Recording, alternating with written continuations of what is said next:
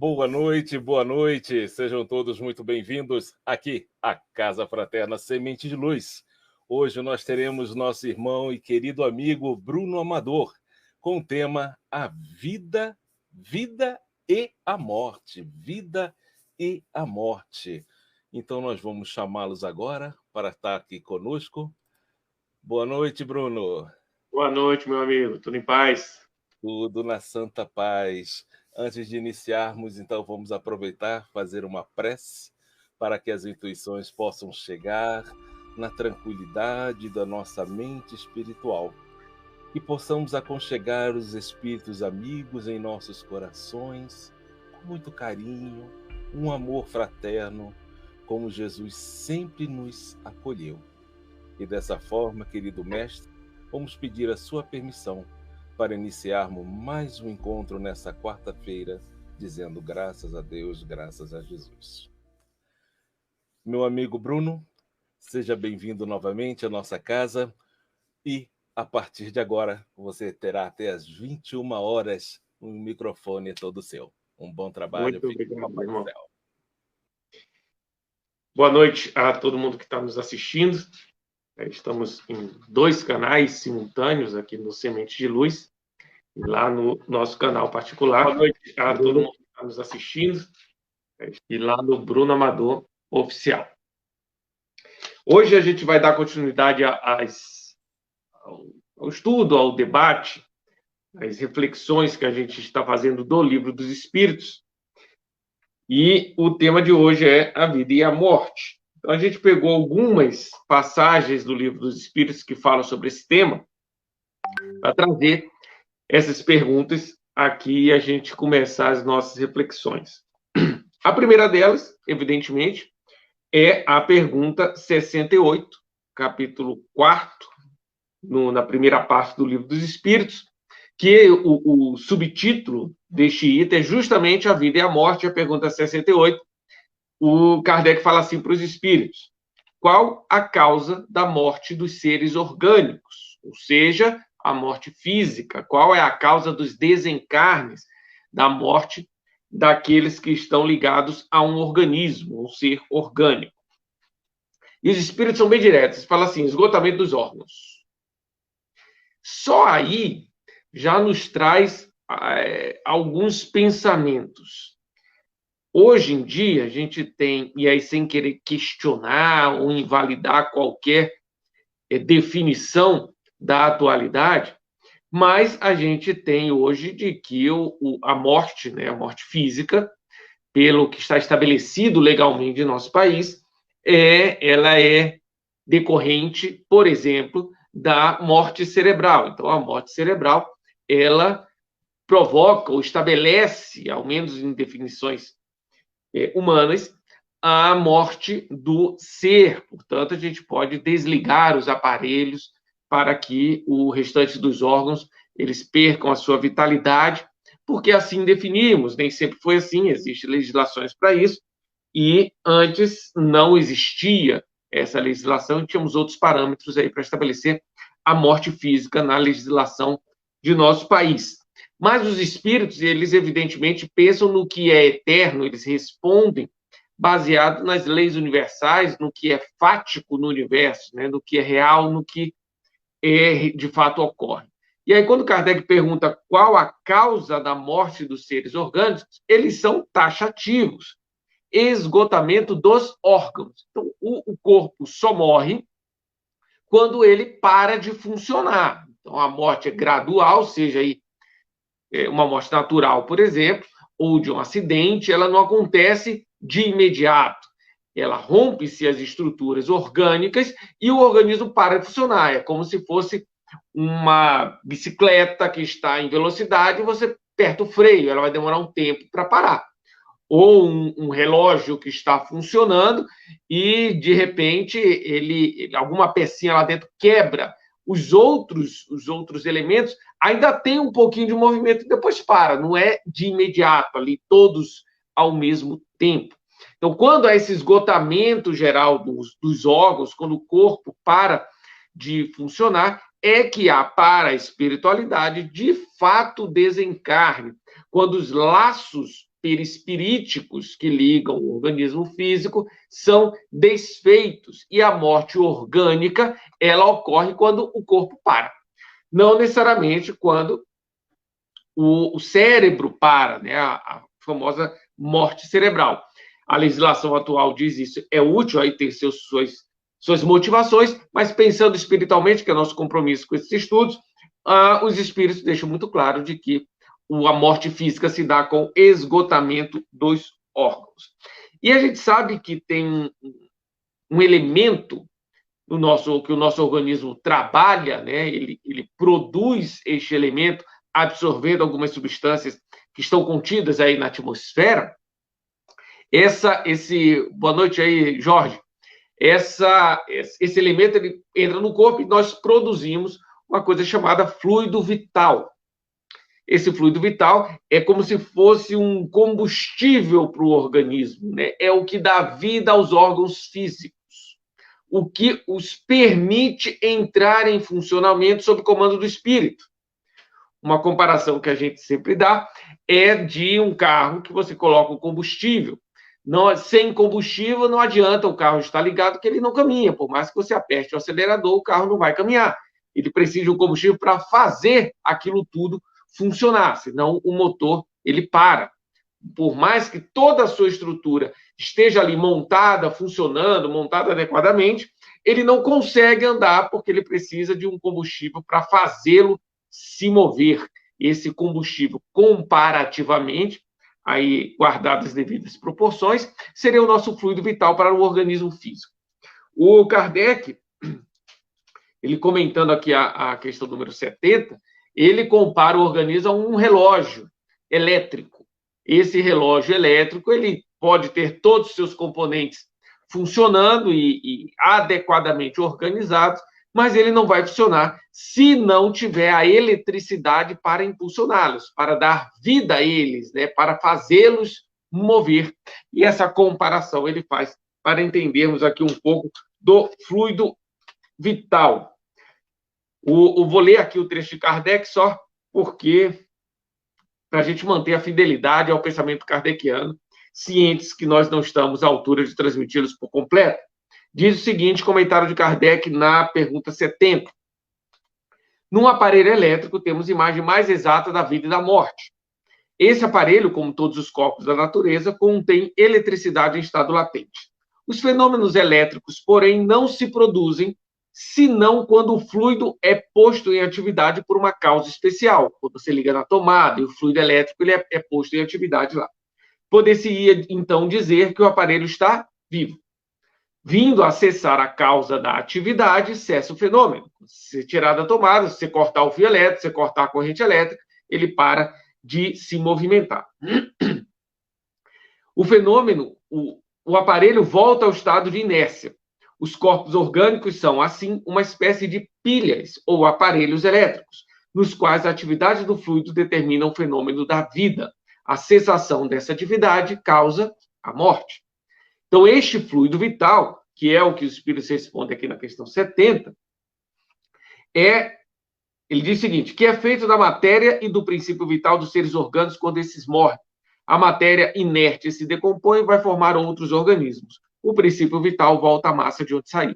Então, esse princípio vital, esses fluidos, essas energias, essas ondas que estão contidas na natureza ao nosso redor, elas são absorvidas pela nossa estrutura física e o funcionamento do nosso organismo, a gente não vai entrar nesses detalhes técnicos, mas o funcionamento do corpo orgânico produz fluido vital.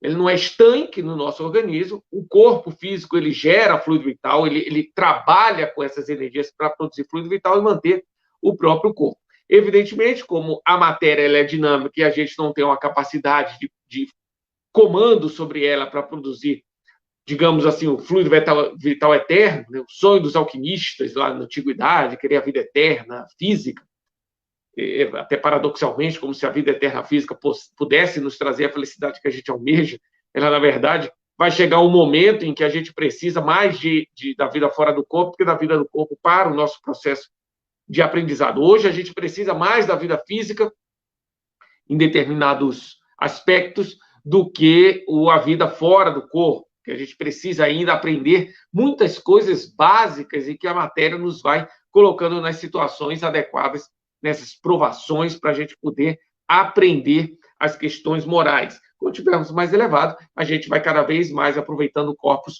menos densos, planetas menos densos do que os nossos, que nos trarão novas oportunidades de aprendizado.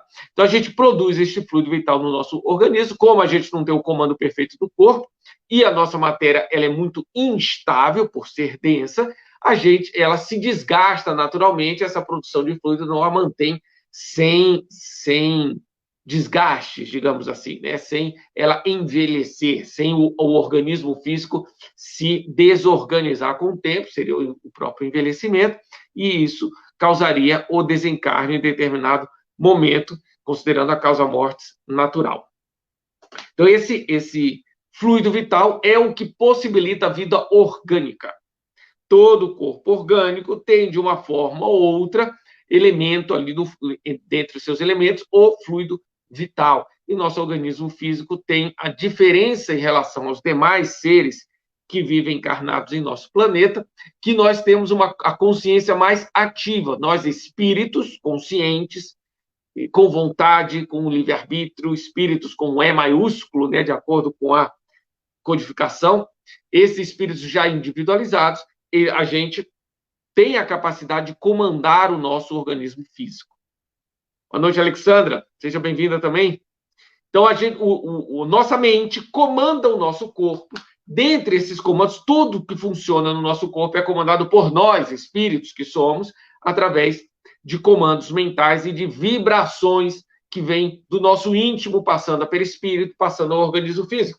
E a gente trabalha, o corpo vai funcionando, refletindo o nosso íntimo e, ao mesmo tempo, influenciando o nosso íntimo, porque capta as situações externas e tem reações automatizadas, instintivas, digamos assim, como eliminações de enzimas e de outras químicas no organismo para proteção, e isso nos provoca algumas sensações. Então, é uma troca entre o espírito e o corpo físico para aprendizado moral do espírito, evidentemente, já que o corpo físico nada mais é do que uma ferramenta.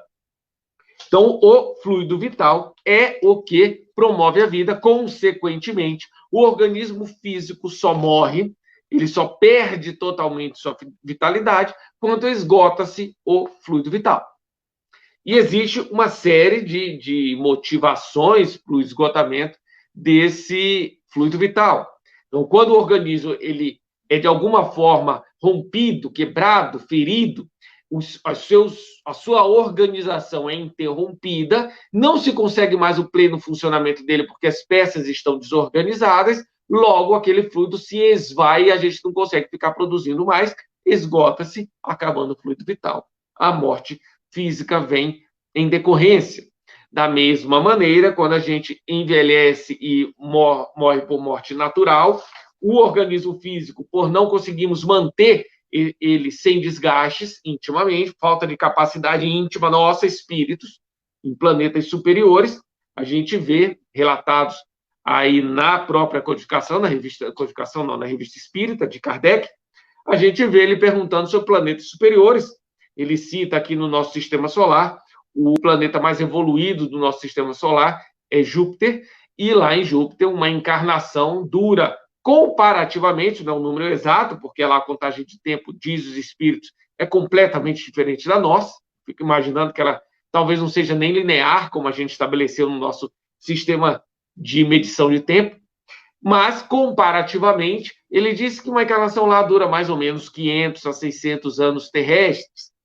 Ou seja, os corpos lá são menos densos, os espíritos têm maior capacidade de estímulo e organização mental, consequentemente desgasta menos a organização física, e eles conseguem manter aquele organismo físico, que não é nessa densidade, consegue manter aquele organismo físico por mais tempo organizado, né, fluindo, cheios de fluido vital, fluido aquele inerente ao planeta em que eles estão encarnados.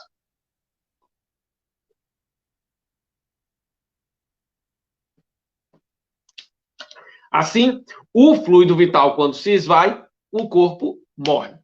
O espírito comanda o fluido vital. Então, se o espírito sai, se desliga completamente do corpo, sem ter ligação mais nenhuma do corpo, o corpo ainda tem, digamos assim, algum estoque, mais ou menos falando de fluido vital, ele vai consumir, que ao mesmo tempo que produz, ele consome, ele vai consumir aquilo, quando acabar o fluido vital, houve a morte física. Se o espírito, ele, por algum motivo, se desenlaça do corpo físico antes, aquele corpo perturba ainda com alguma vitalidade, embora sem comando espiritual.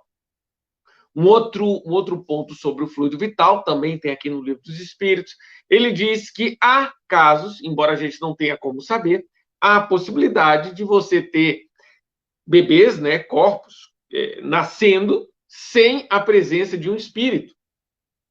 Só que o que ocorre é que ele nasce e morre em seguida, porque ele nasce ali repleto do fluido vital materno, né, aquele organismo impregnado do fluido vital materno que o alimentou durante os meses da gestação, e alimentou não só com os fluidos que nós identificamos na matéria densa, mas também com o fluido vital do corpo materno produzido pela mãe, e quando ele corta os laços, corta ali o cordão umbilical, aquele organismo está cheio de fluido vital materno. Porém, se não tiver espírito a ele ligado, aquele corpo não durará, ele rapidamente consumirá aquele fluido vital e morre em seguida.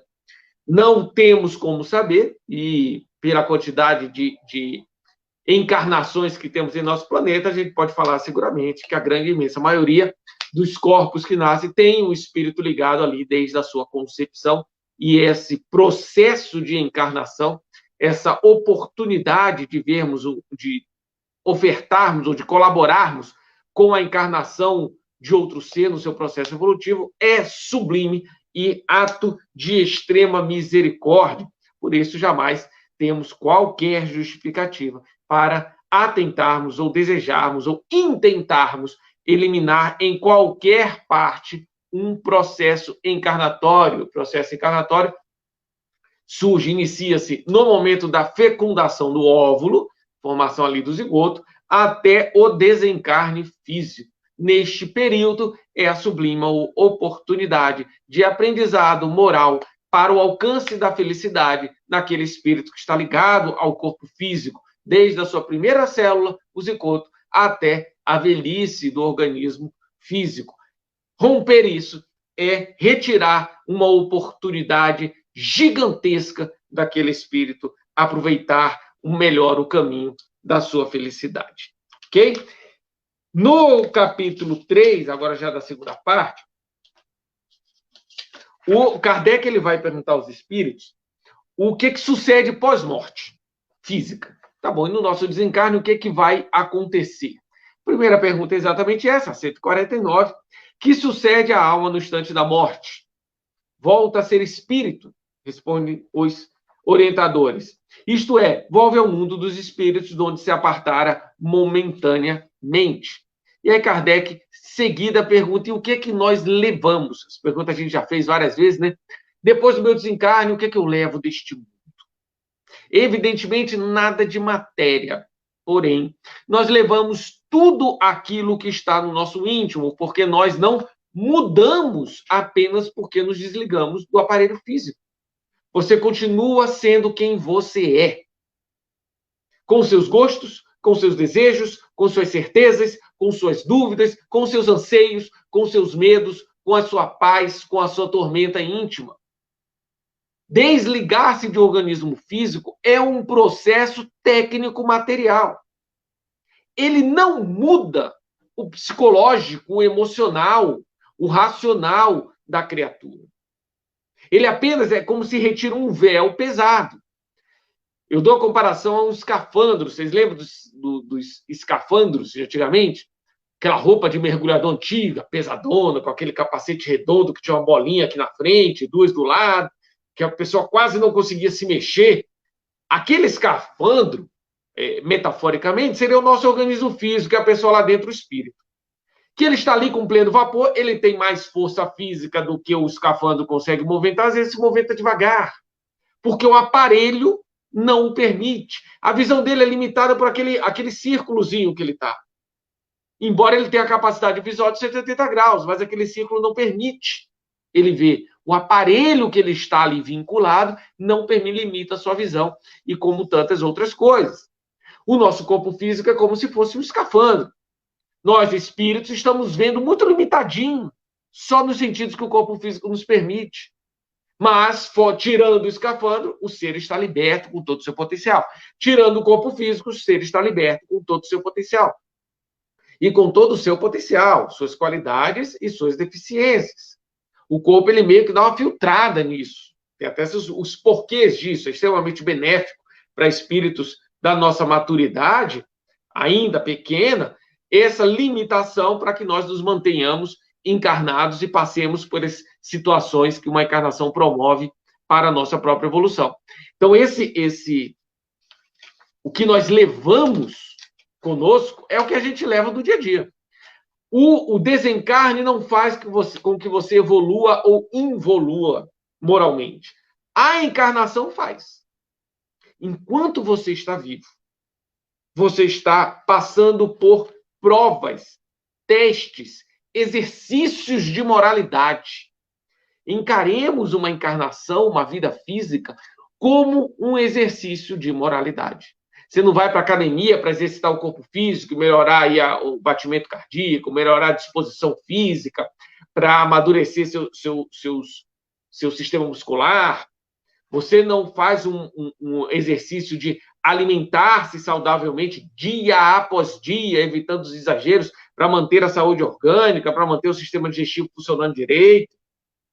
Você não pega o sol para poder manter a saúde tanto da pele, aí, guardada aí os devidos cautelas, quanto a produção de algumas vitaminas no organismo físico para manter o equilíbrio orgânico. Esses exercícios que nós fazemos materialmente, a gente pode encarar uma encarnação como um exercício moral. Diuturnos, toda hora a gente está fazendo exercícios morais. Aqui, nessa conversa, a gente está exercitando nossa mente. Estamos aqui pensando, refletindo, receptivos, ouvindo não só o que se fala, mas também percebendo, recebendo, ainda que imperceptivelmente, influenciações daqueles espíritos que estão sintonizados com os nossos pensamentos nesse momento. Quanto mais elevados os nossos pensamentos são, mais boas influências recebemos. A encarnação, a vida física, é um exercício moral. Dificuldades e facilidades são exercícios morais. Kardec faz a pergunta de: a alma nada leva consigo deste mundo? Os espíritos respondem: nada a não ser a lembrança e o desejo de ir para um mundo melhor.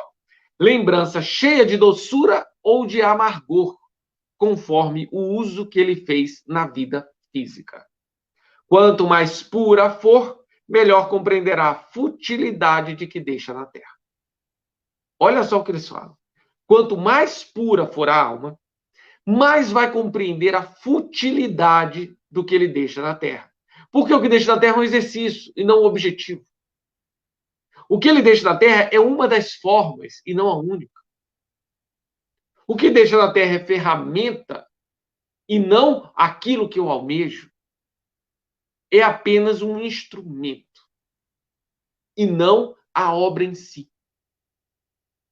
E nós, espíritas, buscamos a obra em si. Quanto mais elevada é a alma encarnada, mais ela vê a futilidade. E futilidade não quer dizer desprezo às coisas do mundo. Quer dizer um não apego às coisas do mundo. A situação que nós tivermos, se formos um espírito consciente das leis universais, na situação que nós tivermos, a gente vai utilizar a situação para melhor aproveitamento meu e daqueles que estão envolvidos e aproveitamento moral. E aí pensemos aí nas nossas reflexões, né? Quantas vezes ou o quanto que eu estou apegado à minha situação encarnatória? O quanto que eu dou valor às disposições que o mundo me fornece? Quais são os meus objetivos de vida? E quando a gente fala vida, só existe a vida do espírito.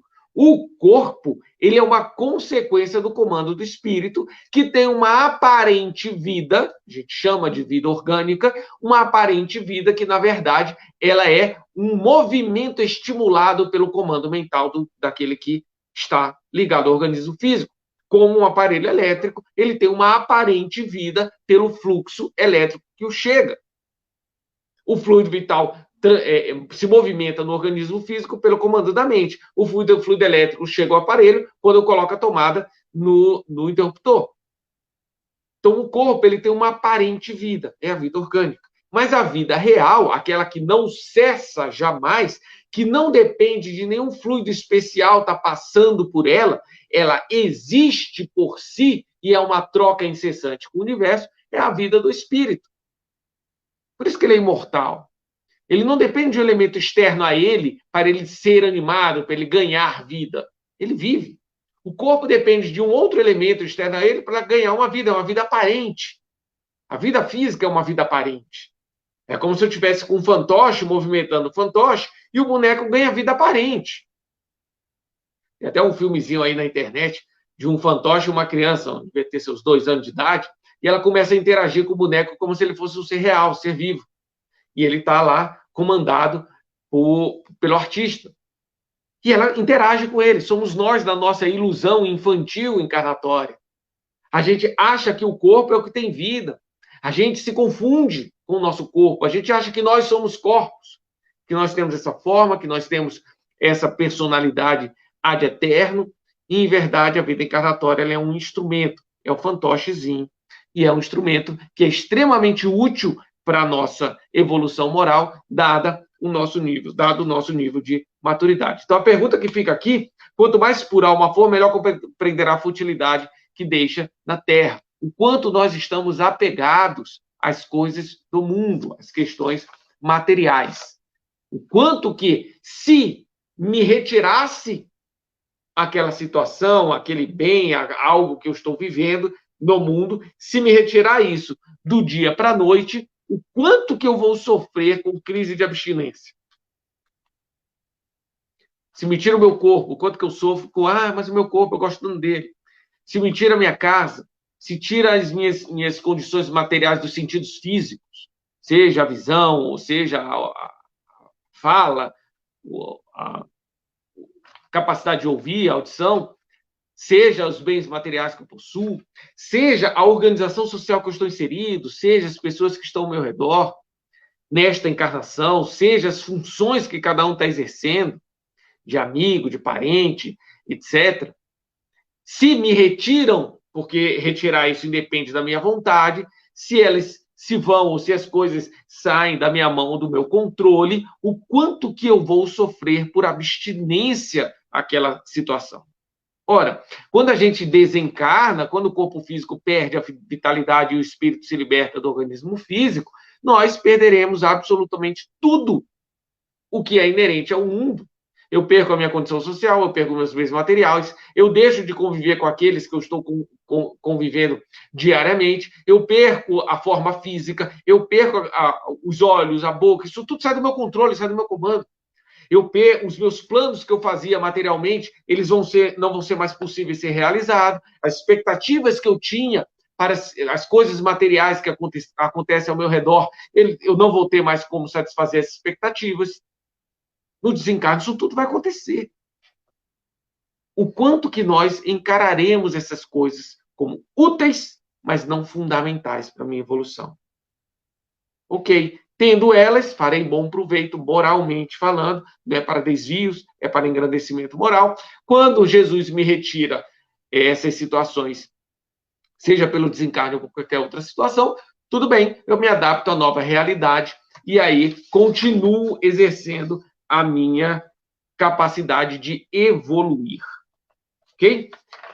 Um pouco mais à frente, Kardec, lá na pergunta 156, pergunta aos espíritos: a separação definitiva da alma do corpo pode ocorrer antes da cessação, do encerramento completo da vida orgânica? E aí eles respondem que sim. Algumas vezes, na agonia, já tem deixado o corpo antes do encerramento da vida orgânica, mas ainda há vida orgânica. Então, quando você está naqueles momentos pré-desencarne, alguns espíritos, naquela angústia, naquela agonia, eles se desprendem por várias motivações, do desespero, à vontade de ir aos planos superiores, eles se desprendem do organismo orgânico já ali moribundo, já encaminhando-se para o desencarne, já com o fluido vital se esgotando, eles se desligam no corpo, ainda contendo fluido vital naquele organismo físico, aquele corpo vai sobreviver um tempo e depois, naturalmente, para o funcionamento dos órgãos, mas o espírito se libertou antes. Lembrando que, se estivermos em plena vitalidade e por vontade própria eu romper os laços do organismo físico sem que haja um acontecimento alheio à minha vontade para isso, o que dá-se é o suicídio. É romper, ou voluntariamente, eu romper com a sublime oportunidade encarnatória, que é o caminho mais rápido para a minha própria felicidade. Por maior sofrimento que passemos numa encarnação, é o caminho mais rápido para a sua felicidade. E aí imaginamos as frustrações de quando a gente desencarna querendo acabar com o sofrimento momentâneo, o mais agudo que ele seja, é momentâneo. Eu desencarno e descubro que aquele sofrimento era um atalho para a minha felicidade. E aí você vai querer voltar. E fala assim, agora não dá mais. Porque não se pode ligar a um organismo que já está em decomposição e aqueles elementos que formavam aquele organismo físico irão ter outro destino na natureza deste planeta, vão formar outras coisas. Né? Os átomos ali vão se recompor de outra forma. E aí a decepção, o remorso pela oportunidade perdida, quando você descobre que alongou um caminho em uns 50, 100, 200 anos, por um ato que você, se você aguentasse mais um tempo, você teria, na verdade, caminhado um atalho, por mais aguda que seja a situação. Por isso, a nossa preocupação de sempre fomentar em nós e nos nossos irmãos, aproveite o atalho que Deus te deu para a sua felicidade. O processo encarnatório é um atalho para a felicidade. Não desperdice o atalho, porque é uma benfeitoria divina. E como os atalhos nem sempre são isentos de espinhos, este atalho ele pode ser, às vezes, espinhoso, mas fará com que você chegue mais rapidamente ao seu objetivo, que é a felicidade. Na questão 159, Kardec diz assim: que sensação experimenta a alma no momento em que reconhece estar no mundo dos espíritos? Talvez seja uma pergunta que a gente se faça. O que eu vou sentir quando eu desencarnar? Vocês já sentiram medo do desencarne?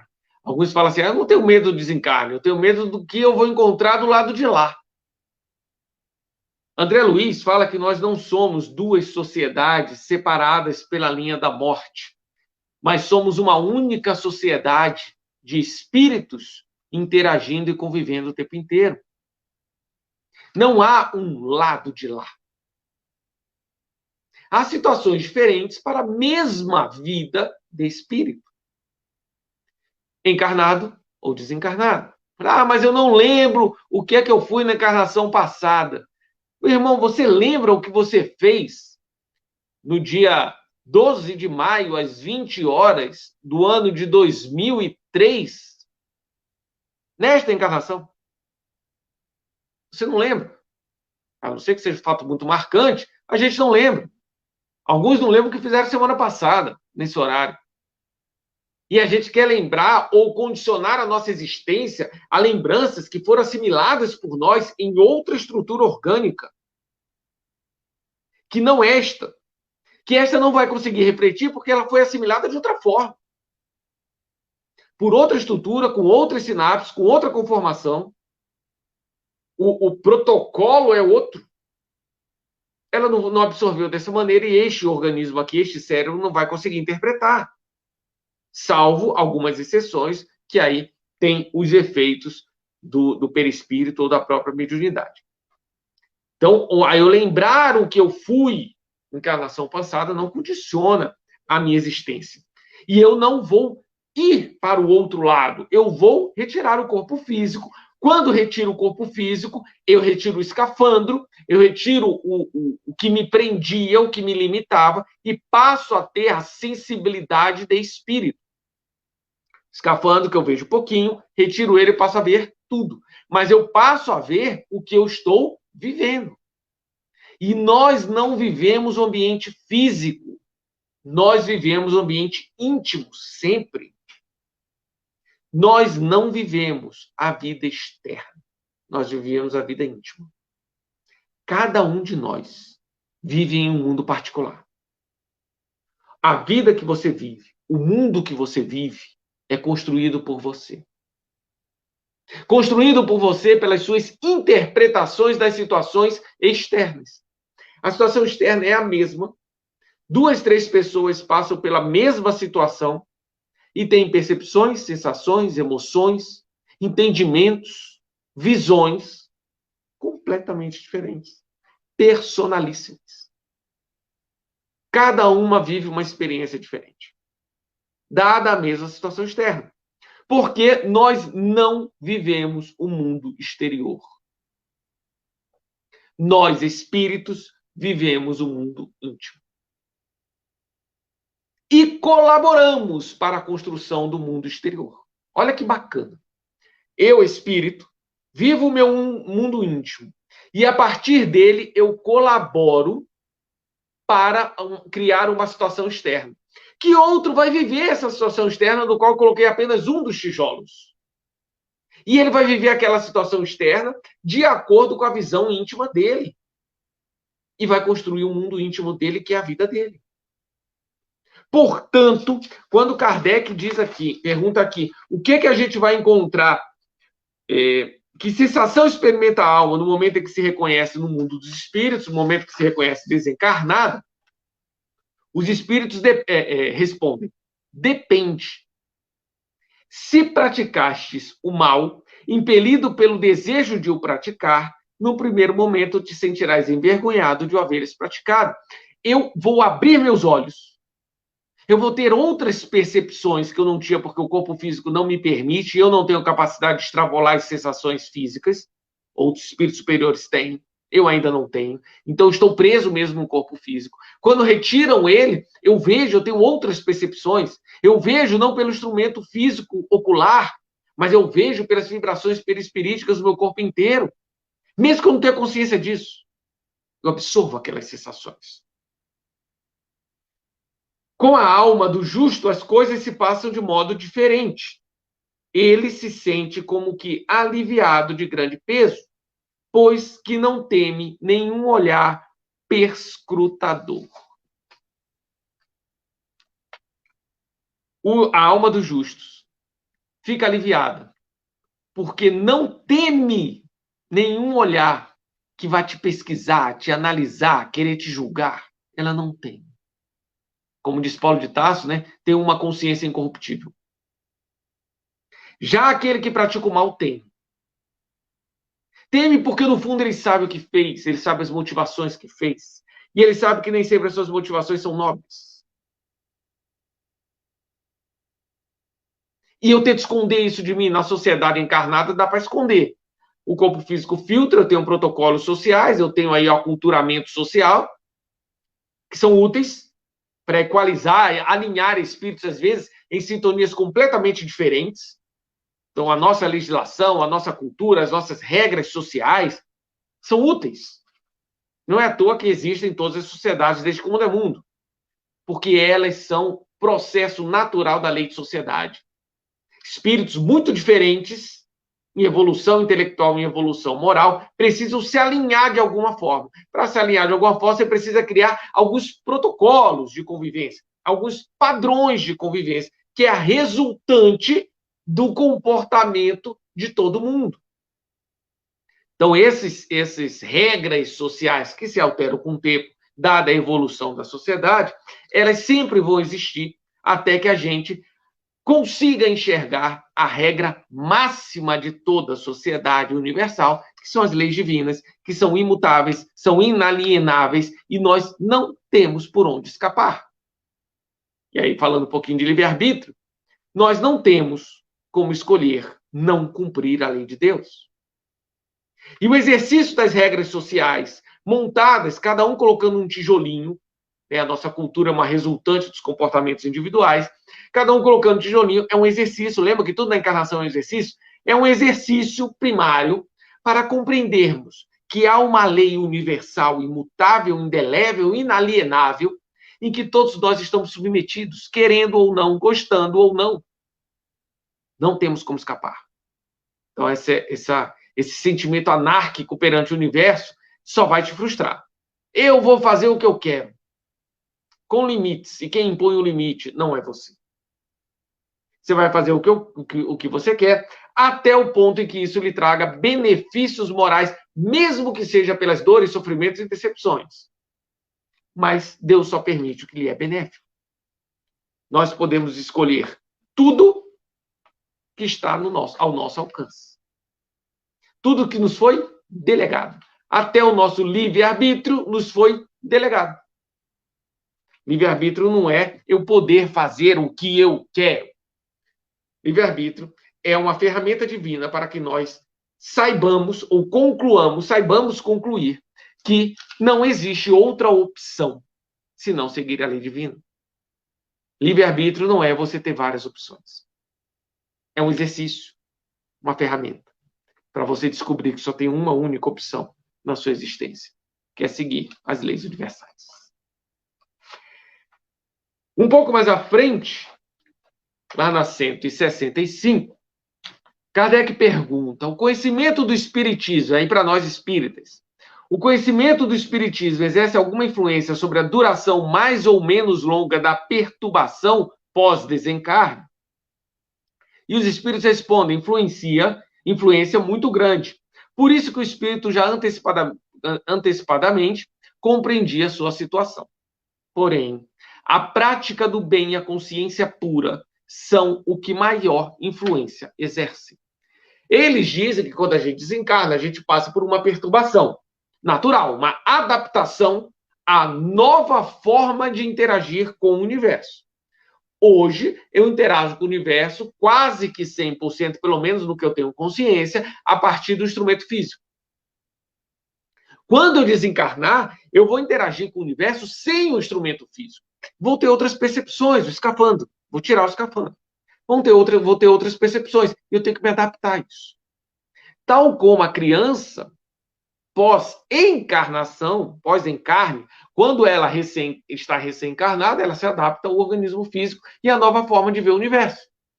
Observe um bebezinho, ele tem que descobrir a sua motoricidade. O meu sistema motor, como funciona. E ela fica lá, abrindo e fechando a mão para descobrir como esse corpo funciona.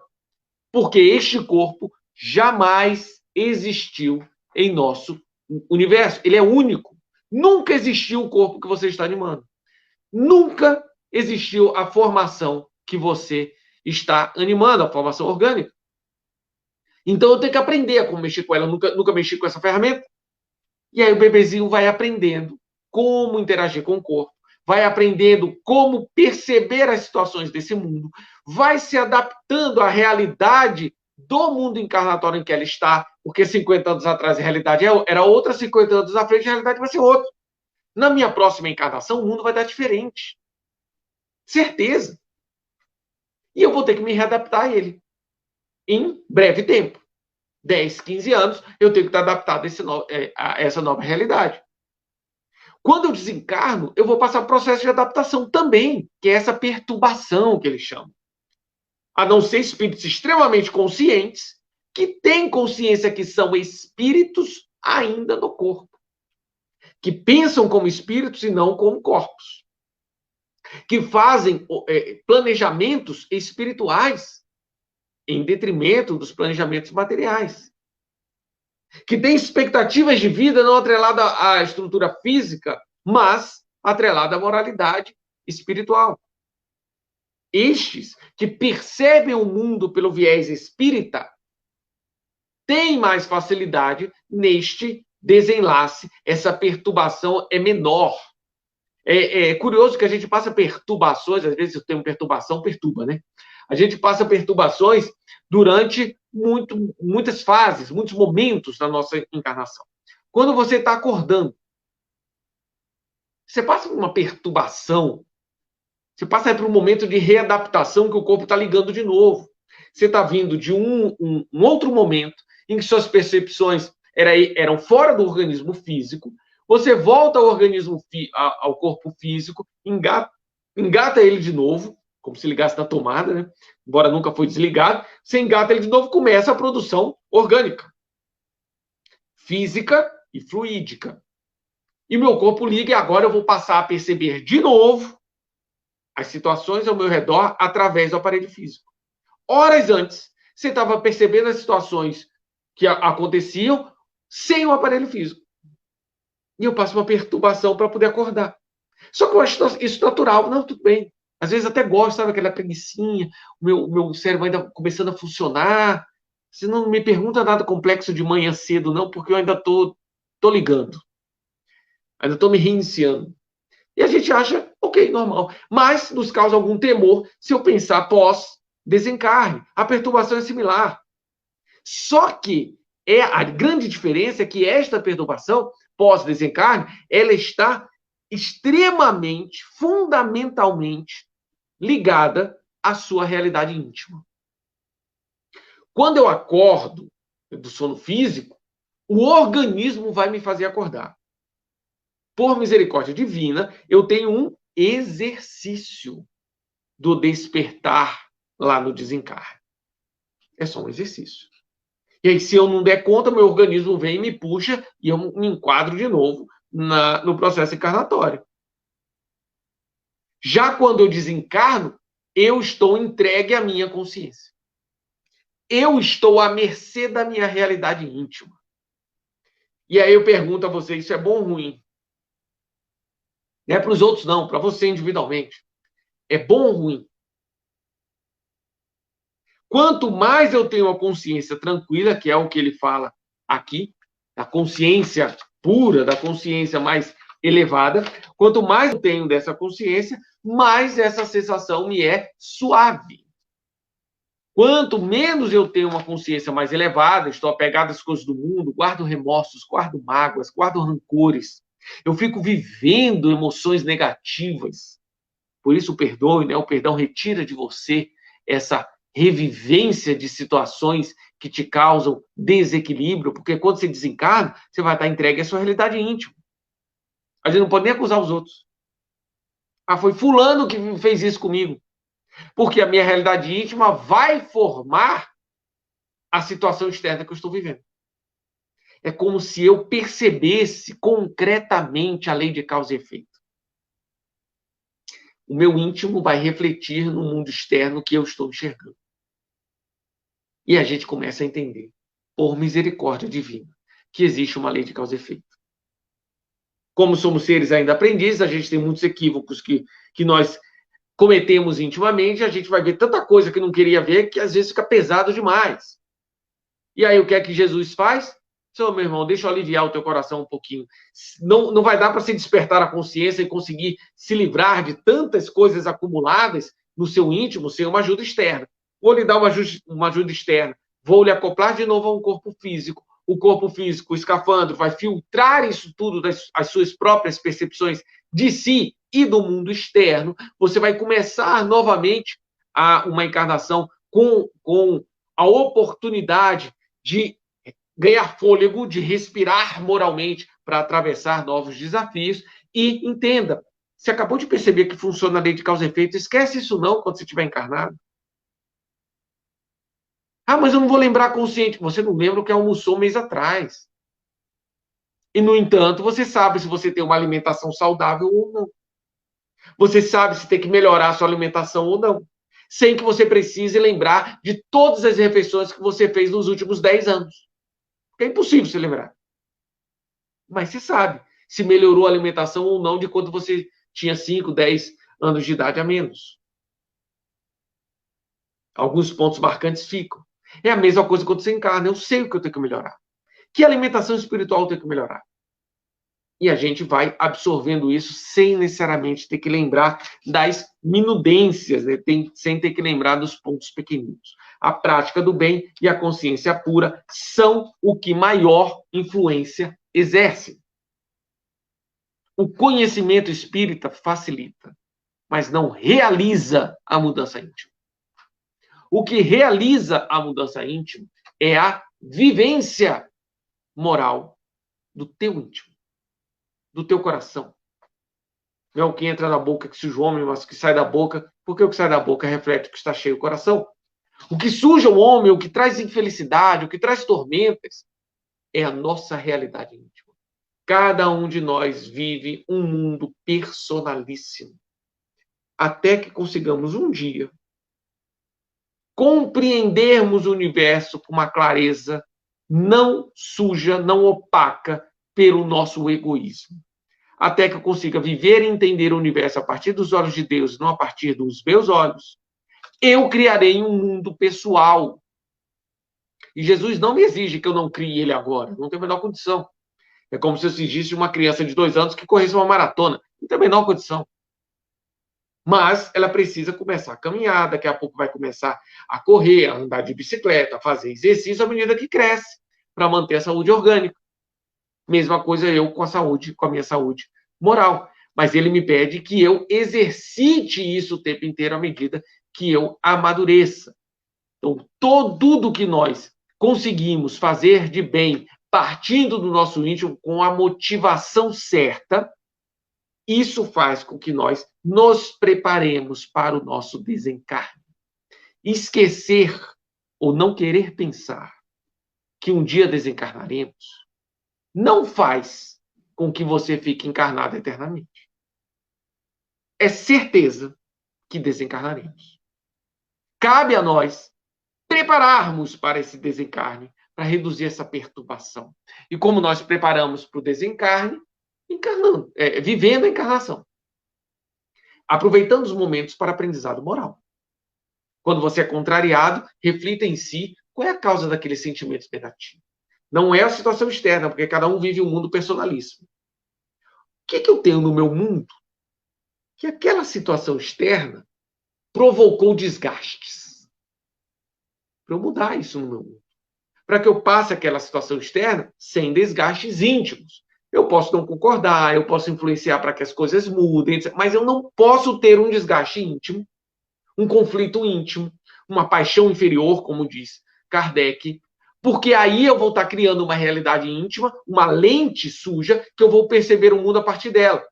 E se eu desencarno com essa realidade em desalinho, eu vou perceber, aí sim, tudo ao meu redor a partir da minha realidade íntima. Eu vou ver o meu íntimo exteriorizado, quase que literalmente. Perceber a lei de causa e efeito. Então, cuidemos da nossa vida e vida de espírito. A vida orgânica é apenas uma ilusão. Ela é uma vida aparente. Tem movimento, tem sensações, tem batimento cardíaco, mas esse movimento todo orgânico, ele é uma vida aparente. Ele não é vida porque ele não tem causa em si mesmo. Ele não se automantém. A vida do espírito se automantém. Temos a causa primária, que é Deus, mas uma vez criado, a nossa vida se automantém. É impossível retirá-la. É impossível retirar a vida do espírito, porque a vida do espírito não tem uma causa externa. Ela se automantém. E para retirar a vida do espírito, eu teria que eliminar a existência do espírito. E eu não posso eliminar a minha existência, porque eu mesmo estou atuando nela. É impossível eliminar a minha existência, porque para eliminar a mim, eu teria que atuar sobre mim. E se eu atuo sobre mim, eu tenho que existir. Percebe? Portanto, é impossível eu eliminar a vida de verdade, a vida aparente. Mas ela é apenas um exercício para o espírito. E, para a gente finalizar a nossa conversa, o nosso bate-papo aqui de hoje, se vocês quiserem, eu estou vendo aqui no Sementes colocar comentários, algumas perguntas ou alguma interação aqui no canal, fiquem à vontade, a gente vai tentar responder. O Kardec, lá no capítulo 4 da pluralidade das existências, ele vai falar sobre as crianças que desencarnam. Sorte das crianças depois da morte. Pergunta 197 em diante. Eu vou ler aqui o item A da 199 para a gente fechar o nosso bate-papo. Que sucede ao espírito de uma criança que morre pequenina? Os espíritos São ali bem objetivos, né? Recomeça a outra existência. Olha que maravilha que ele diz. Ah, meu Deus, o que acontece com uma criança que morre pequenina, em ter idade? Qual o destino dela? A gente vê aí várias teorias teológicas de criação de limbos, se vai para o céu, se vai para o inferno, se fez o mal, se não fez o mal, mas se ela não fez o mal, ela vai para o céu. E aí temos aí os labirintos mentais da nossa teologia. O que os espíritos falam é o seguinte: por que você está pensando como corpo? Pense como espírito. A pergunta, se formos colocar aí numa maior exatidão técnica, ela não seria o que sucede a uma criança que morre. Ela seria o que sucede a um espírito que tem o seu processo encarnatório interrompido em poucos anos. Percebe que eu mudando a pergunta, eu estou fazendo a mesma pergunta. Eu mudando a pergunta, a gente começa a compreender de maneira diferente, a gente começa a usar outro paradigma. O que acontece com uma criança que morre? Ai, meu Deus, ela vai ser punida. Ela vai passar por sofrimentos. Mas a criança não fez mal algum. Mudemos a pergunta. O que acontece se um espírito desencarnar 3 anos após a sua encarnação? Ele é espírito. Ele tem vida multimilenar. Ele tem existências passadas com acertos e equívocos. Ele tem relações, vínculos de relação positivos e negativos. Ele tem realidades íntimas com virtudes e deficiências. O que acontece se eu encerrar o processo encarnatório dele em 3 anos? Para de evoluir? Para de viver? E a única vida que existe, vida de espírito? Para de passar por experiências? O que você faria? Te prometem aí uma jornada em que você vai ganhar inúmeros conhecimentos. Você entra numa faculdade ou num curso, entra numa turma aí, num curso que vai durar... esse curso dura 10 anos. Por exemplo. Dura 10 anos e daqui você vai aprender tudo que tem de telecomunicação. Você vai aprender sobre celular, sobre interação aí com televisão, e tudo isso. Ou redes sociais, ou tecnologia, física, enfim. Você vai aprender tudo sobre determinado assunto, ou o máximo possível, sobre se aprofundar nesse assunto. É um assunto que te interessa, você tem todo o interesse nele, você, eu quero saber tudo sobre nanotecnologia, sobre a realidade quântica, ou sobre química, quero saber sobre biologia, e vamos atrás, porque isso aí me interessa, passar 10 anos ralando, trabalhando, estudando duro, lendo inúmeros livros, eu quero. E você vai e começa seu curso. Tá? Você ainda não sabe muito bem a profundidade, você está ali iniciando, e começa e vai aprendendo os livros. No começo é mais difícil entender, porque você ainda não tem know-how, e vai estudando e vai engatando. E começa a se empolgar. 10 anos de curso. No segundo ano, aquela instituição que dava o curso faliu. Falei assim, não vai dar para a gente continuar. Porque ou era uma estrutura familiar, e aí o patriarca lá, que comandava tudo, desencarna e os filhos resolvem não dar continuidade. Falei assim, a gente vai fechar. A instituição lá, a faculdade ou o curso vai fechar. Aí, o que você faz? Você começou, você tem os livros, você tem o norte, o que você faz? Vai parar de estudar? Você vai parar de querer aprender? Ou você vai procurar um outro curso similar que dê aquela matéria porque você quer continuar seus estudos, sua formação? Pois então, essa faculdade é seu corpo. O estudo é sua vida encarnatória. Você é o espírito. E você aceita o processo encarnatório para sair e aprender na faculdade da encarnação as virtudes morais. E você vai ralar. E você vai ler muito livro, e você vai perder vida social, e você vai ter que abrir mão de entretenimento, mas você quer aquilo. É a fé, é a certeza da vida futura, eu quero isso. Só que aquela faculdade faliu, fechou as portas, desagregou-se, por qualquer motivo que seja. O seu corpo faliu, desagregou-se, fechou as portas. O que você vai fazer? Não tem jeito, então não é para mim, eu não vou aprender mais nada na vida. Evidentemente que não, você vai procurar um outro curso, existem números que dão aquela mesma matéria. E você vai atrás de um outro, porque o seu objetivo é maior do que aquela faculdade. O seu objetivo é o aprendizado, o seu objetivo não é a faculdade, não é aquele diploma específico, mas é o aprendizado. Se teu corpo falece 3, 4, 5, 10, 20, 30 anos, o que você vai fazer? Vai desistir do curso? Se você quer aprender, se você tem fé, se você sabe o que você quer, você vai procurar outro curso, você vai procurar outro corpo, você vai procurar outra oportunidade de aprender. Se adaptar àquela realidade, falar assim, o que eu posso aprender de virtudes morais? Na situação que eu estou, e aí chega um momento e fala assim, eu preciso fazer a prova, para ter certeza se eu conheço. Onde que eu posso fazer essa prova? No corpo físico. Aí você fala, eu quero. Mas você vai chegar lá, você vai passar uns perrengues, que é justamente a prova.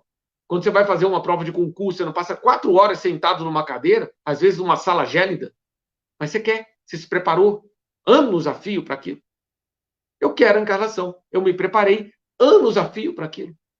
E você vai na encarnação e aquele tempo de limitações dentro de uma sala de aula, atrelado a um corpo físico, de limitações, é um investimento e não um suplício. E você enxerga de uma maneira diferente. Eu enxergo a encarnação com todas as suas dores e todas as suas oportunidades como um grande exercício de virtude, como um livro que eu estou lendo para me formar nas virtudes morais. E se esse corpo, quando ele falecer, quando ele falir, quando ele fechar as portas, eu vou procurar outras experiências, porque o meu objetivo não é me limitar a experiências de um único livro, de um único corpo, mas de todo o conhecimento universal. E vou atrás de viver a vida real, ciente de que a morte em si não existe. Existe uma morte aparente para uma vida aparente, orgânica. Mas eu sou autossuficiente, eu me automantenho na minha vida. Não sou autossuficiente em conhecimentos, mas Deus me formou autossuficiente na manutenção da vida. Para que eu me forme autossuficiente na absorção dos conhecimentos universais e, finalmente, seja um espírito sábio, puro, elevado, absorvendo e obedecendo às leis divinas sem questioná-las, sem rebeldias, sem atavismos, sem desvios do ego. E assim a gente vai estar vivendo a vida real, sem nos preocuparmos com a morte que não existe, que é apenas uma morte aparente para uma vida aparente. E, finalmente, vamos entender que a vida criada por Deus e na qual eu sou automantenedor é a vida do Espírito, é a vida eterna, que foi criada para que eu consiga achar o caminho da felicidade eterna, que é a aproximação com Deus. Mas a felicidade vai ser tema de uma outra live nossa nas próximas quartas. A gente está aqui uma vez por mês no Sementes, e a gente vai falando, seguindo o Livro dos Espíritos, chegaremos no tema da felicidade também. Gostaria de agradecer aí a presença de todo mundo, a Deus nosso Pai, aos espíritos superiores que nos acompanham e certamente tem um trabalhinho para suprir as nossas deficiências ao falar para vocês, e a misericórdia deles seja refletida em nossos corações com gratidão, e a nossa gratidão aos Sementes por nos oportunizar estes momentos. Benjamin, muito grato. Primeiro, a palestra é uma aula, né? Como eu tinha dito, nós não podemos perder essa oportunidade de fazermos essa interação, viu, Bruno? Porque as pessoas que estão assistindo, não só agora, como futuramente, que isso já está gravado, né? Sempre fazem perguntas e muitas das vezes são simples, né? E às vezes tem perguntas aqui bem profundas e eu gostaria de aproveitar a oportunidade aqui com você. E nós temos aqui a pergunta do nosso amigo Jorge Naval. Ele fala: qual é o papel do fluido universal sobre o fluido vital? Vamos só definir rapidamente o que é o fluido universal, porque algumas pessoas podem não ter ouvido esse termo ainda, né? O fluido universal, o fluido cósmico universal, ele é relatado, por exemplo, no livro Evolução em Dois Mundos, de André Luiz. André Luiz define ele como o hausto do Criador, né? O halo do o hálito do Todo-Poderoso. É matéria, é um fluido, de que é a matéria mais, a unidade da matéria. É o elemento material que estamos longe de descobrir o que é, mas ele seria a parte da criação que está presente no universo inteiro.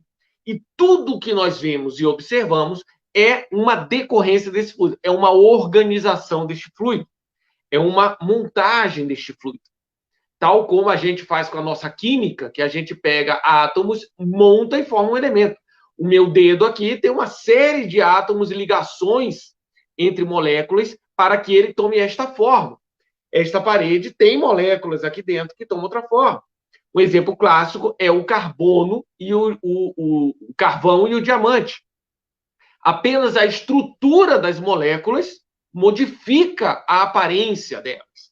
E para nós, são dois elementos distintos com características distintas. Apenas porque eu mexi ali nas ligações intramoleculares.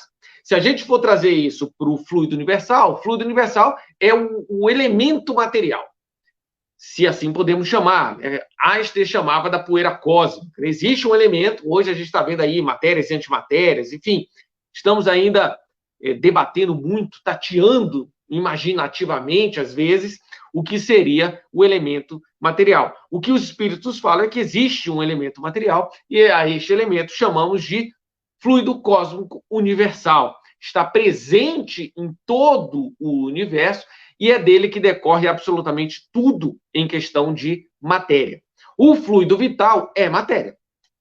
Então, ele sendo matéria, ele é uma organização do fluido cósmico universal, como o diamante é das moléculas de carbono. Então, a eletricidade, que também é fluido, mas um fluido que nós já identificamos como matéria, e antigamente não identificávamos, tá? Antigamente, para a gente, antes de Einstein, a energia não era matéria, ele que veio com essa tese. A eletricidade, a gente não tinha identificado fóton. Então, a gente não achava que eletricidade era matéria. Achava que eletricidade era alguma outra coisa que não matéria. E a gente depois descobriu pela ciência que existem elementos lá dentro materiais. Então, o fluido vital, embora não seja identificado pela nossa ciência, portanto, ele sequer é classificado no nosso mundo científico atual, mas ele é matéria e um dia a gente vai chegar a medi-lo. Arrisco-me a dizer aqui que, se soubermos as técnicas, se tivermos domínio total do fluido vital, a gente consegue produzi-lo. Uma vez me perguntaram em sala, então se a gente produzir o fluido vital, seria possível a gente ficar eternamente encarnado? Eu disse, olha, por exercício de raciocínio, não descarto esta potencialidade, ou seja, descobrirmos o funcionamento do fluido vital de tal forma que a gente consiga produzi-lo e produzido a gente consiga manter-se encarnado. A questão é, e aí vem a sabedoria divina, que para eu ter este conhecimento, eu tenho que ter uma elevação intelectual absurda. E como a gente sabe que as asas do intelecto e da moral, elas não se distanciam muito, elas podem evoluir em determinado ponto, mas naturalmente uma puxa a outra, eu, para ser extremamente evoluído intelectualmente, eu tenho que ser extremamente evoluído moralmente. Ou seja, quando eu tiver a capacidade de saber o funcionamento do fluido universal para me manter encarnado sempre, eu não quererei mais ficar encarnado, porque eu já sou um espírito evoluído e a matéria me ensinou tudo o que eu poderia aprender com ela, e agora as minhas escolas são fora da matéria. Nós, que somos espíritos encarnados, a gente dá o nosso objetivo maior, às vezes, é manter-se encarnado, até pelos instintos animais, que a gente está muito próximo ainda do reino animal. Emmanuel fala que a gente está mais próximo do reino animal do que do reino angelical, né? Que seria o próximo, seria essa pureza espiritual. Mas respondendo a sua pergunta agora mais objetivamente, o fluido vital é uma complexidade do fluido cósmico universal. Ele é formado pelo fluido cósmico universal e, evidentemente, trabalhado por mentes superiores às nossas. Perfeito, perfeito. Bruno, nós temos umas 3 perguntas aqui, quero saber como é que está seu tempo. Se estiver tudo bem, eu vou... Está tranquilo aqui, meu amigo. Está tranquilo? Nós temos uma pergunta do nosso amigo Luiz Horta. Ele fala assim, imagina 2 desencarnantes por hipótese, no mesmo, se eu colocar para você. Imagine dois desencarnantes, por hipótese, no mesmo nível evolutivo, porém com débitos espirituais diferentes. Qual será o ambiente espiritual em que cada um chegará? Eu costumo dizer, Luiz, que quando a gente desencarna, a gente vai para onde a gente está. Então, nós vivemos a nossa realidade íntima. Quando você fala nos débitos, entendo eu que cada um tem experiências particulares que falharam, né? Não deram o seu máximo. Agiram, apesar de talvez boa vontade, agiram aquém do que poderiam em matéria de cristianismo, de moralidade, de seguir as leis universais. Tudo aquilo que a gente age aquém da nossa capacidade, é natural que a gente queira agir no nosso máximo. Então, se eu tenho deficiências que eu fiz lá atrás, existe a lei de causa e efeito, essas deficiências vão provocar em mim, só pegar um carregador para cá, elas vão provocar em mim efeitos, né? Quando eu corto um braço meu, o meu organismo inteiro vai trabalhar para fechar aquele corte. Quando eu emano alguma vibração para o universo inteiro, pelo mecanismo, pelas leis universais, vai trabalhar para que eu corrija essas minhas vibrações. Então, o que eu passo, ele não está, ele é fixado pelo meu comportamento externo, mas está fixado pelo meu comportamento, só colocar aqui o carregador, pelo meu comportamento íntimo. Não é um julgamento como nós homens julgamos. Ah, se você fez isso, a lei diz que se você fizer tal coisa, a punição é essa. Não é isso. Nós percebemos o universo a partir da nossa realidade íntima. O nível evolutivo, ele é didático. Porque Kardec cita o arco-íris, né? Como o arco-íris, se eu olhar de longe, eu vejo as cores divididas. Quanto mais eu aproximo, mais difícil é ver o limite delas. Porque ele é um processo contínuo. O nível evolutivo é só um processo didático. Quando eu olho para trás, eu vejo que eu mudei. Mas enquanto eu estou mudando, eu não tenho consciência exatamente de como está sendo essa mudança. Isso ocorre na nossa vida encarnatória. Então, os meus débitos, a minha realidade íntima é consequência da minha vivência íntima do pretérito até hoje. Esta vivência vai me causar alguns gaps, né? Algumas deficiências. A exemplo, se esses meus débitos foram decorrentes de uma autoafirmação vaidosa, ou seja, eu não consegui enxergar oportunidades de melhoria minha e dos meus irmãos, de auxílio aos meus irmãos, porque cria-me, em determinado ponto, seja ele qual for, eu cria-me com absoluta certeza, com absoluta verdade. Isso é decorrente da vaidade, que cria-me bitolas visuais, bitolas mentais, que eu não vejo outras possibilidades a não ser minha convicção real. Nesse sentido, nesse exemplo, quando eu desencarno, eu vou continuar cheio de mim, achando que eu sou o dono da verdade. Aqueles que estão ao meu redor, no mínimo, vão estar no mesmo pensamento, porque eles me estimulavam este pensamento. Você é dono da verdade, você é dono da verdade. Nós vivíamos juntos, mesmo eu encarnado. Quando eu desencarno, eu permaneço na mesma vibração, no mesmo diapasão, no mesmo comportamento íntimo. E eles também. Só que olha que curioso, imagine, e aí uma das infinitas possibilidades, imagine que eu comece a identificar estes outros seres humanos, sem corpo, que também se acham dono da verdade e que estão atrelados a mim porque a gente pulsa no mesmo sentimento. Só que você já viu duas pessoas que têm certeza que estão com a verdade juntas? Não vai conseguir conviver em harmonia, vão se picar. Por quê? O meu ego não inclui você e o teu ego não me inclui. E a gente vai começar a se picar. Isso vai trazer tormentas. Aí você vai ter que viver debaixo do mesmo teto com uma pessoa assim. Vai trazer tormentas. Vai ter que conviver no trabalho 8 horas por dia com uma pessoa assim. Vai trazer tormentos. Por quê? Porque ela acha que está certa, você tem certeza que está. A gente até brinca, né? Um acha que é Deus, o outro tem certeza. E aí vai bater porque os egos não incluem a misericórdia. O teu egoísmo não inclui a opinião dele, o egoísmo dele não inclui a tua. Quando eu desencarno, se eu estou nesta vibração, eu vou encontrar quem esteja nessa vibração, porque eu já convivia com eles encarnados, só não percebia conscientemente. E aí vamos ter que viver atrelados, porque assim estamos, pelo mesmo sentimento de vaidade, só que os nossos egos não vão comportar um ao outro e a gente vai começar a se bicar.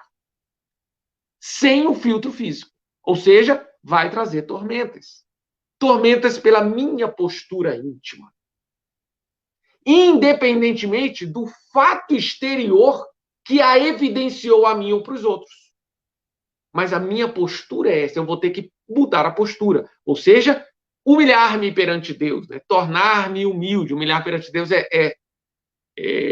palavras proféticas, tem lá no Velho Testamento, né? Humilhe-se perante Deus, ou seja, torne-se humilde perante Deus, para que você evite essa situação que eu relatei aqui.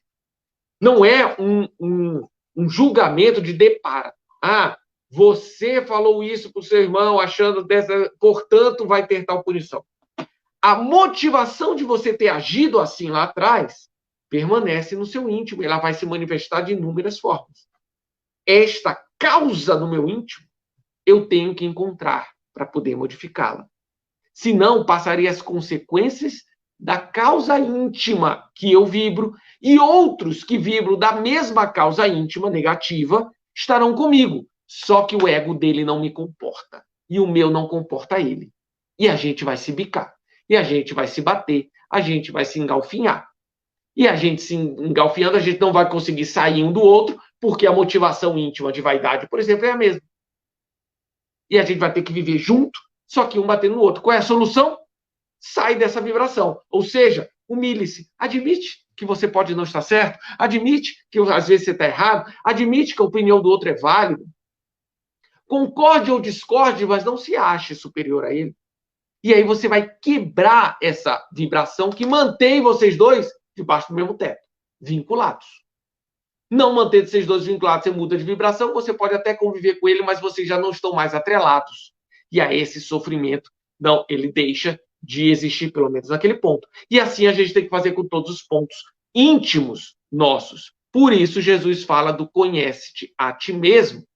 Toda causa de sofrimento está no seu íntimo. Não do ato exterior que você fez, do débito em si, mas da causa desse débito. Por isso, Pedro fala que um ato de amor cobre uma multidão de pecados. Um ato de amor para eu retirar a causa íntima vai eliminar o efeito dos atos exteriores que nada mais são que reflexos da minha falha íntima. Quando eu cubro minha falha íntima, que é o ato de amor verdadeiro, o ato de amor verdadeiro não é o externo, é o íntimo, né, o que sai da boca, que surge o homem porque reflete seu coração. Quando eu retiro esta falha íntima, que é o ato de amor, eu elimino os efeitos negativos desta falha, que são inúmeros, em inúmeras ocorrências. Um ato de amor cobre uma multidão de pecados. Deixa o nosso amigo Bruno respirar um pouco, então vamos para a próxima pergunta.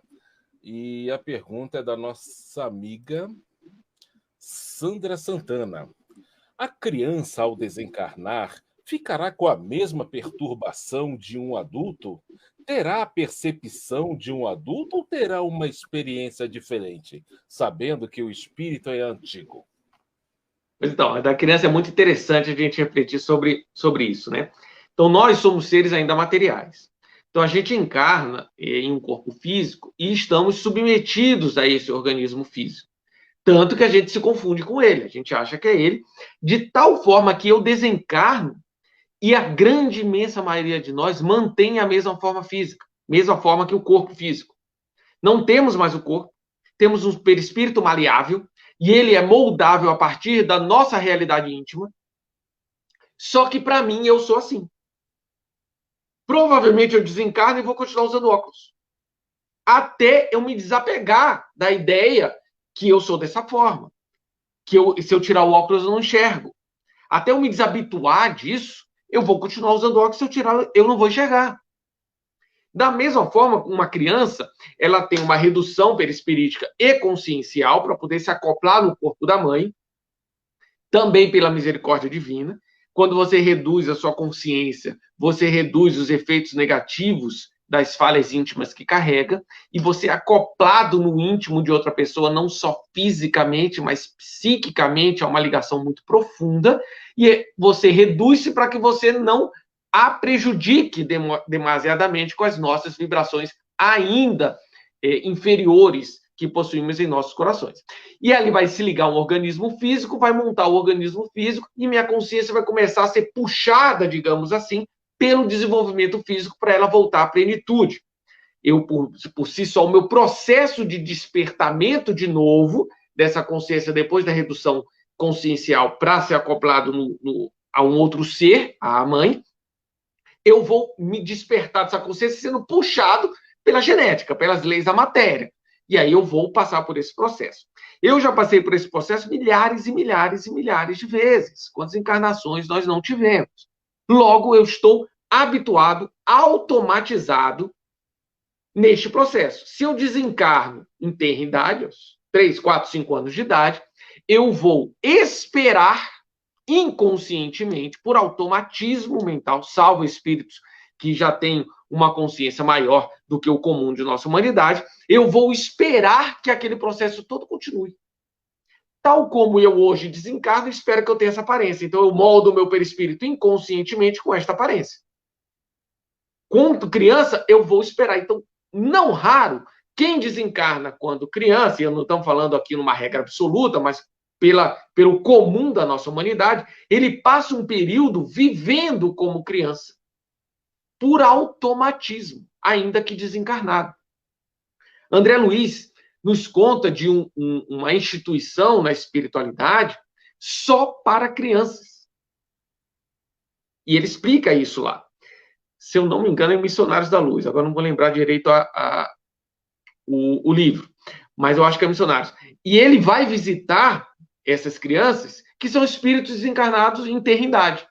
Eles passam por um processo de despertamento.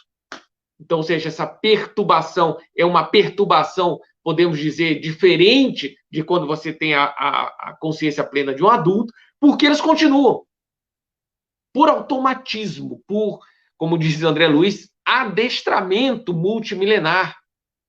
Os 10 primeiros anos da minha encarnação é assim. E eu não tenho minha consciência plena, porque o corpo é que puxa para que eu desperte, eu não tenho ela plena para poder saltar e voltar à minha personalidade plena, né? Adulta, digamos assim. Neste processo, está lá nessa explicação de André Luiz, algumas crianças vão despertando, chega lá com, desencarna, exemplo, desencarna com 5 anos. Passa lá 6, com 7 anos, ela desperta. E aí ela sai da forma infantil. Outras têm que passar o processo todinho. Até chegar ali numa adolescência. Na adolescência, ela desperta. Outros desencarnam já conscientes de que são espíritos antigos e milenares. Aí temos o caso de Ave Cristo, da autoria de Emmanuel, quando um dos personagens, não vou falar muito aqui para não dar spoiler para quem não leu, mas um dos personagens desencarna com 11 anos de idade, se eu não me engano, e logo em seguida ele já aparece para o outro espírito que ele interagia, ele já aparece na forma adulta anterior à encarnação de criança, né, a sua última encarnação que ele desencarnou com 11 anos. Então ele já tinha uma certa consciência espiritual e tudo vai depender de como nós nos enxergamos, o quanto estamos apegados ao processo material ainda, o encarnatório, a maioria de nós está ainda muito apegado, vai depender disso para eu poder despertar.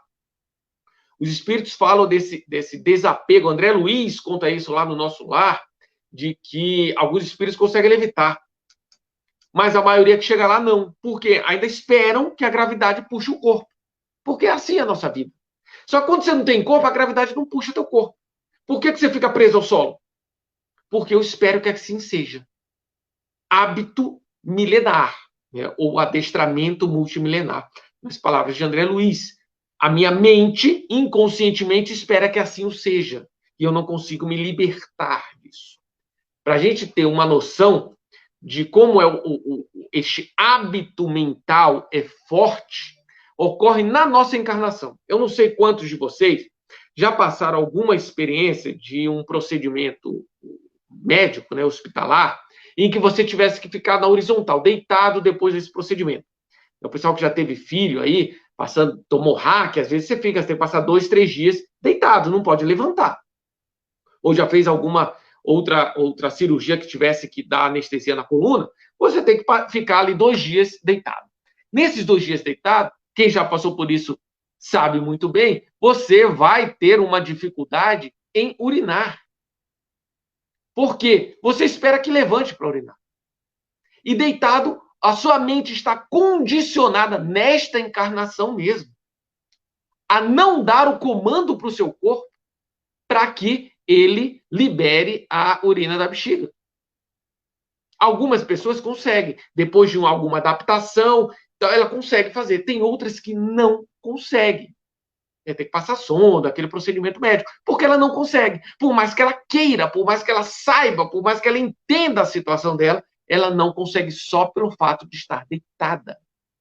Ou seja, a nossa mente adapta-se a algumas coisas, adestra-se a algumas situações, e mesmo encarnado, consciente do que está acontecendo, eu não consigo mudar um comando subconsciente que eu dou para o meu próprio corpo. Imagina desencarnado. De um processo de milênios sendo adestrado nisso, não de alguns anos encarnados. Eu não consigo me libertar facilmente. Por isso, as crianças, não raro, crescem, algumas despertam antes, algumas despertam depois, tal como a questão aí do procedimento da hack. Algumas despertam antes e depois, mas passam por essa perturbação de um modo diferente. Se for um espírito muito em desalinho, muito ainda com energias negativas, cultivando uma realidade íntima cheia de pesares, ele pode desencarnar e ir direto, em decorrência das influências que recebe e que emite, e ir direto para uma situação de sofrimento. Mas, nessa situação de sofrimento, a tendência é que ele não fique com uma forma infantil que tende à pureza. Porque a realidade íntima que explode nele vence o condicionamento da fase infantil, do processo encarnatório, e traz de novo as deficiências e sofrimentos em sintonia com aqueles que ali estão. E aí ele vai para aquela situação consciente de sofrimento e perde a forma inocente, a forma infantil. Lembrando que o perispírito, ele é moldado a partir da nossa vibração, da nossa realidade íntima, do que sentimos, do que pensamos, consciente ou inconscientemente. Por isso que eu chamo de realidade íntima. Se a minha realidade íntima é trevosa, digamos assim, ou eu guardo mágoas profundas, seculares às vezes, e não consegui passar pela bênção do perdão, eu posso desencarnar, ainda que mais novo, com um corpo mais novo, posso desencarnar, e essa realidade ser a mais patente, a mais proeminente em meu íntimo, ela vai explodir, só que em meio a sofrimento, a nossa forma perispirítica não vai se manter uma forma inocente e pura. Tanto é que a gente não vê relatos de crianças no umbral. Porque quando eu estou no umbral, estou em um processo de sintonia negativa, estou sofrendo, estou trazendo muitas sensações que me causam dores e sofrimentos, e as dores e sofrimentos são decorrentes da minha postura íntima, né? Orgulho, egoísmo, vaidades, desespero, e mágoas, etc. E nesse momento, essas dores e sofrimentos, naturalmente, o meu perispírito não vai manter uma forma de inocente, uma forma angelical de um corpo em fase infantil. Perfeito, perfeito. Gente, já chegamos a 21h30, mas ainda temos aqui mais uma pergunta, e após essa pergunta, eu vou pedir aqui para o nosso irmão Bruno fazer suas considerações finais e, se possível, depois fazer a prece, que a gente possa encerrar. Logo após, nós vamos botar um vídeo do nosso Brechó do Bem. Tranquilo? E agradecer pela participação de todos aqui pelo Facebook, pelo YouTube e aqui pelo Instagram. Né? Nós temos aqui a nossa amiga Alessandra, falou: vixe Maria, vou pensar com mais carinho na minha vida e nos atalhos que devo percorrer a partir dessa palestra. Obrigado, e o diz, olha aí, você entendeu aí, nossos amigos? Bem-vindo ao grupo, Alexandre. A gente começa a nos preocupar com isso para a gente começar a dar os passos necessários. E a última pergunta, para ser breve, apesar que é longa, a pergunta é bem profunda, mas o nosso amigo Bruno tem uma capacidade incrível aí de poder sintetizar. E a pergunta é o seguinte: imagine duas pessoas que praticaram um crime, porém com níveis de consciência sobre o que estavam fazendo diferentes. Um entrou na onda sem refletir, sem maldade, e o outro tinha a intenção de cometer o crime. Como chegarão no plano espiritual esses nossos dois amigos, Bruno? O Evangelho esclarece a cada um segundo as suas obras. E obras não são obras externas, são obras íntimas. Então, a nossa intenção, ela determina a nossa vibração, a nossa motivação. Quanto mais consciência tem o espírito do que ele faz, mais ele aumenta o potencial desta vibração. Ou seja, a sua vontade potencializa o que você emana para o universo. Se eu quero fazer o bem e a minha força de vontade me direciona ao ponto de sacrifícios pessoais por amor ao outro, essa vontade é uma bobina que amplia a potência daquela minha motivação inicial.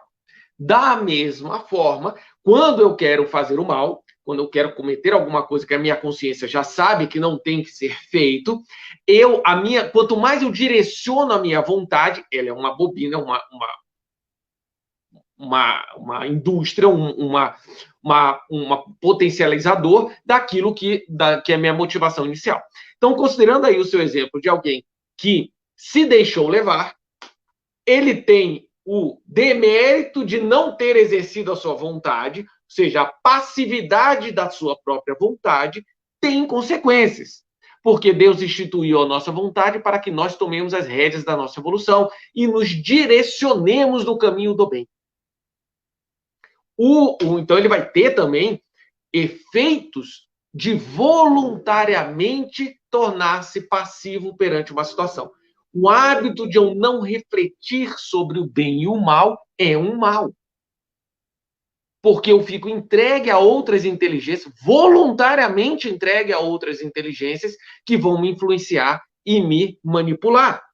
Enquanto eu tenho toda a capacidade de me direcionar, me autodirecionar. Por isso, os espíritos falam da importância da força de vontade. Lembro de uma pergunta no Livro dos Espíritos que fala se nós poderíamos evitar os males que ocorrem conosco. E os espíritos respondem mais ou menos assim: sim, se tivesses força de vontade suficiente. E ainda terminam: quão poucos de vós fazem esforços. Ou seja, se nós nos direcionássemos com força de vontade, fazendo o máximo que podemos, e o máximo é sacrificial, o máximo causa dores. Eu dou o exemplo dos atletas, para dar o seu máximo e serem campeões durante anos, eles se exercitam ali no limite físico e causa dores musculares e físicas, mas eles vão lá trabalhando isso. Moralmente, é similar. Então, neste primeiro caso, a passividade da vontade, você deixar um instrumento de salvação, digamos assim, um instrumento que Deus lhe deu para o progresso moral, para o seu progresso moral, autodirecionado, você relega, você entrega a outro voluntariamente. E aí você fica à mercê da vontade de outro, ainda que autocegando-se para você, mas eu nem pensei no assunto. Não pensar no assunto é uma atitude do espírito que tem consequências. A passividade tem consequências, porque eu não fui feito para ser passivo. Passivo é matéria. Eu faço parte do elemento ativo do universo, que é espírito. Então, neste caso, a gente tem aí uma realidade íntima de, no mínimo, passividade mais ou menos consciente. Quanto mais consciência eu tenho de que eu poderia fazer mais aquela bobina vai potencializar a minha motivação inicial. Porque às vezes a gente se deixa levar por comodismo, né?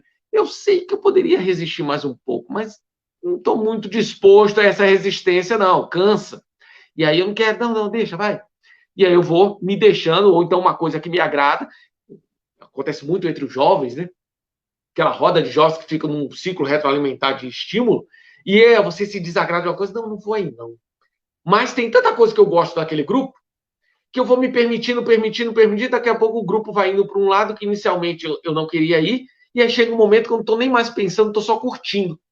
Essa atitude também tem consequências.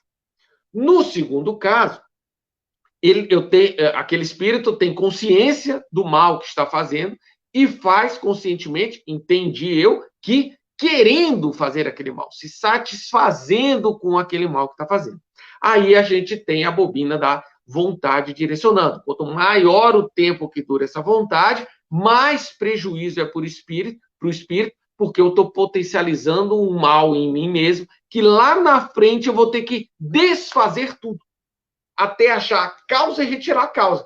Então, estou construindo uma série de muros, de tanques para minha frente de batalha, e lá na frente eu vou ter que tirar todos eles para achar a causa de novo e retirar aquela causa do meu coração. Então, quanto mais consciência eu tenho, maior os efeitos que eu tenho em mim mesmo, que eu estou aumentando aquela motivação, criando raízes mais profundas no meu íntimo, e essas raízes vão ter que ser tiradas, elas vão ter que ser arrancadas. O Evangelho diz que toda árvore que meu pai não plantou será arrancada, ela não vai ser tirada suave, ela vai ser arrancada e jogada ao fogo. Então, nós passaremos situações que aquilo vai ser tirado de nós. Quando eu cometo um mal voluntariamente, por um certo tempo, a minha vontade está me estimulando àquilo, eu estou me sintonizando com outras inteligências, com outras emoções, com outros comportamentos íntimos, que a gente entra num ciclo retroalimentar, que nem o exemplo dos jovens que eu falei. E daqui a pouco a gente está trabalhando aquilo, aumentando as raízes daquele hábito ou daquele vício íntimo. E sair de um vício é difícil, materialmente é difícil, moralmente é mais ainda, porque materialmente eu tenho os benefícios dos remédios, por exemplo. Vícios morais eu não tenho benefício do remédio. O único remédio para vício moral é força de vontade. E aí eu vou ter que... Aquele sacrifício que eu não quis fazer lá no início, de resistir, eu vou ter que fazer agora, já viciado, naquele comportamento que eu passei anos querendo. Tem uma história, eu não vou lembrar de qual livro aqui, que fala da questão do suicídio. É um livro de André Luiz também. Que existem duas pessoas, comparando, né, 2 comportamentos de pessoas que retiraram a própria vida. Um foi no ímpeto, não foi da revista espírita, perdão. Um foi no ímpeto de uma paixão ali que não foi correspondida, e ele se desesperou e retirou a própria vida. Tem consequências, sim, porque você querer uma paixão para si, uma pessoa para si, é ato egoísta, e este egoísmo é o seu vício, e é esse egoísmo que vai lhe trazer as consequências. Um egoísmo tão arraigado que você quer eliminar a si porque o outro não te obedece. E isso daí vai ter suas consequências, mas foi derrompante, ele não planejou isso. Em outro caso, aí no livro de André Luiz, tem alguém que planeja, alguém que vai tomando, o senhor lá vai tomando um veneno pouco a pouco para poder criar resistência física e lá na frente provocar o assassinato de outro. Então, esse planejamento a longo prazo faz com que sua mente fique pensando isso, estimulando este mal dentro de você. A nossa intenção, esse processo da vontade sendo exercida por um bom período de tempo, ele vai criando essas raízes íntimas e a gente vai ter mais dificuldade, ou seja, aumentando o meu vício, minha dependência psicológica, emocional daquele comportamento, e ao final a gente vai ter que retirar ele, e aí vai sair um pouquinho mais sacrificial, vai requerer um pouco mais de esforço, de força de vontade.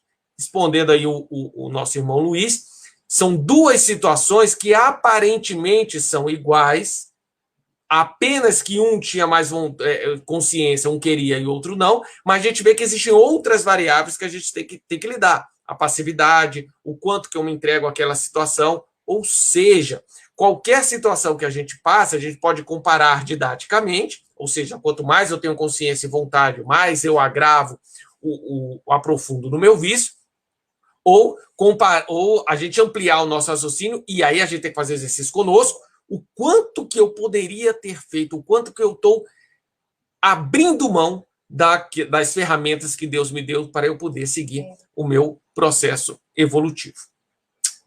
Obrigado, meu caro. Desculpa aí novamente o imprevisto. Isso, nós que agradecemos. Na prece até disse que nós tiramos todas as energias do Bruno Amador. Ele ainda teve que buscar o plasma aí da bateria dele, mas ele tem o backup aí, é fantástico. Bruno, muito obrigado. E fique Papai do Céu. E no próximo, segunda quarta-feira, né? Do mês, estaremos juntos novamente com o nosso amigo Bruno. e vou colocar o vídeo para o encerramento. Bruno, um beijo no seu coração. Fica com Deus, meu caro. Com o Papai do Céu. Tchau, tchau. E boa noite a todos.